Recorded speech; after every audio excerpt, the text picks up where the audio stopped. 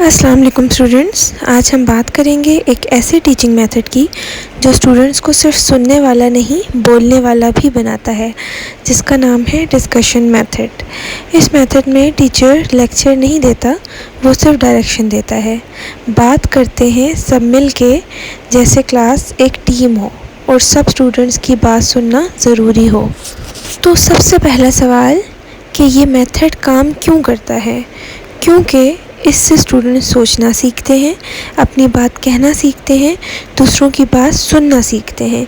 यानी इस मेथड से रिस्पेक्ट, लॉजिक और कम्युनिकेशन तीनों स्किल्स बनती हैं।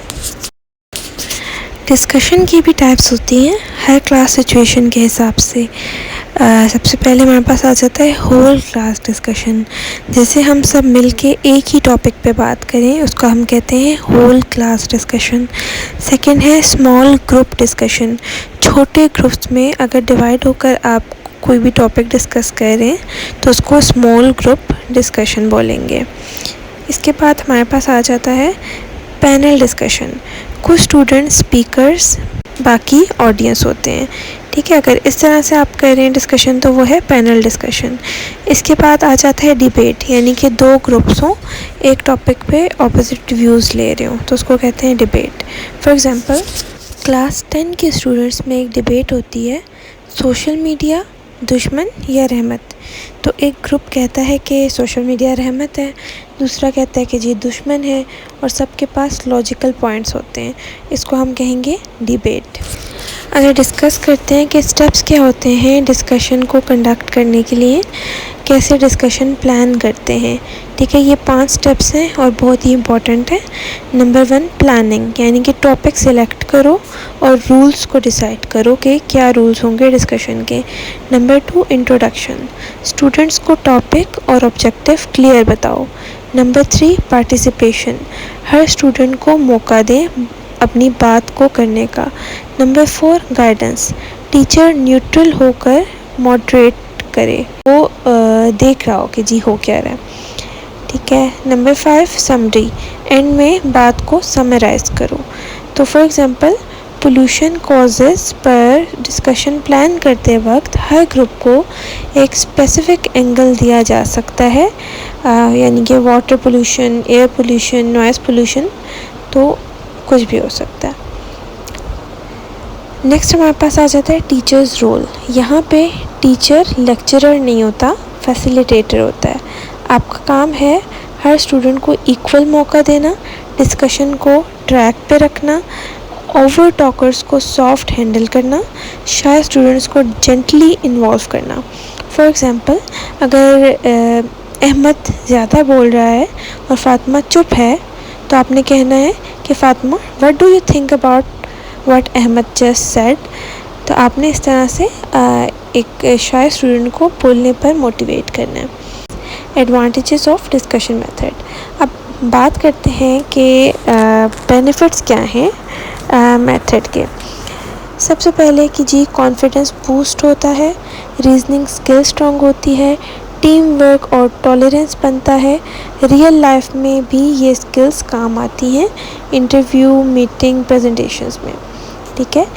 और अगर हम डिस्कस करें लिमिटेशंस क्या हैं डिस्कशन मेथड की, तो जिस तरह कि हर गोल्ड कॉइन की भी दूसरी साइड होती है, इसी तरह डिस्कशन मेथड की भी कुछ लिमिटेशंस हैं। डिस्कशन टाइम कंज्यूमिंग होती है, हर स्टूडेंट पार्टिसिपेट नहीं करता, कभी कभी टॉपिक से भटक भी जाते हैं, तो इसलिए टीचर को चाहिए कि हर टाइम ऑब्जर्वेशन और कंट्रोल रखे। टिप्स फॉर बेटर डिस्कशन, अगर आप चाहते हो कि क्लास डिस्कशन प्रोडक्टिव हो तो ये कुछ टिप्स हैं जो आपने याद रखनी है। सबसे पहले ये है कि इंटरेस्टिंग और रेलेवेंट टॉपिक चूज़ करें। इसके बाद क्लियर रूल्स दें, ओपन एंडेड क्वेश्चंस यूज़ करें, ग्रुप साइज़ मैनेजेबल रखें, एंड में समरी ज़रूर दें। ठीक है। इसके बाद हम मूव करते हैं अपनी नेक्स्ट स्लाइड पे, जो कि है हमारे पास सब्जेक्ट वाइज एग्जांपल्स। तो चलें कुछ रियल क्लासरूम एग्जांपल्स भी देख लेते हैं। फॉर एग्ज़ाम्पल अगर हम साइंस की बात करें तो सब्जेक्ट वाइज एग्जांपल क्या होगी डिस्कशन मेथड की, ग्लोबल वार्मिंग के सॉल्यूशंस क्या हैं, आप इस टॉपिक पे डिस्कशन करवा सकते हैं। अगर हम इंग्लिश क्लास की बात करें तो do you agree with the characters action आप इस पे डिस्कशन करवा सकते हैं। मैथ्स में आप कह सकते हैं कि where do we use percentages in daily life, इस पर डिस्कशन हो सकती है। और मज़ीद कुछ एग्जांपल्स आप अपने माइंड से भी सोच सकते हैं, लाइक सोशल स्टडीज़ हो गया तो कॉजेज़ ऑफ वर्ल्ड वार 1 क्या सिर्फ एक रीज़न था या और रीज़न्स भी थे, तो आप इस पर डिस्कशन करवा सकते हैं। नेक्स्ट हमारे पास आ जाता है topic assessment in discussion. Discussion को असेस कैसे करते हैं। हर स्टूडेंट की पार्टिसिपेशन देखेंगे, रेलेवेंस ऑफ पॉइंट्स को नोट करेंगे, कम्युनिकेशन स्किल्स को ऑब्जर्व करेंगे, फीडबैक देंगे ग्रुप वाइज और इंडिविजुअल वाइज। तो एक सिंपल रूब्रिक्स यूज़ करें जिसमें पॉइंट्स हों, क्लैरिटी, रेलेवेंस एंड कोऑपरेशन के। एंड लास्ट में हम जल्दी से रैप अप करते हैं, समराइज़ करते हैं जो हमने आज पढ़ा। अच्छा ओके स्टूडेंट्स, डिस्कशन मेथड एक ऐसी स्ट्रेटजी है जो सिर्फ आपके मार्क्स नहीं बल्कि आपकी सोचने की सलाहियत, बोलने का कॉन्फिडेंस और टॉलरेंस को भी स्ट्रॉन्ग बनाती है। ये मेथड आपको सिर्फ अच्छा स्टूडेंट नहीं, एक फ्यूचर लीडर भी बनाता है। तो उम्मीद है आपको आज का टॉपिक, आज का लेक्चर, आज का मेथड ऑफ डिस्कशन पसंद आया होगा। इंशाल्लाह मिलते हैं नेक्स्ट लेक्चर में, तब तक के लिए अल्लाह हाफ़िज़।